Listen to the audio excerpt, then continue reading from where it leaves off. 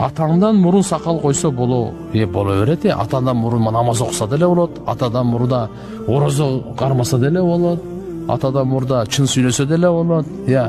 Атадан мурда уяттуу жерин жашырса деле болот. Сакал пайгамбар саллаллаху алейхи вассалам сүннөтү. Буйругу бул койдун. Ал ата койсун, ата анан ал өлгөндөн кийин бул андай деген жок буякта. Чал койгондон кийин тиги деген жок. Бардыгы өкүм бирдей да. Балагатка толгондон кийин жооп бериш бар кыямат күнү. Эркектерге сакал сүннөт, ал парз эмес. Сакалы жок деле мусулман болсо болот, сакалы жок деле жашаса болот деген сөз да. Сакал сүннөт, фазилет чоң аябай. Бирок жоолук андан дагы милдеттүүрөөк да. Жоолук парз.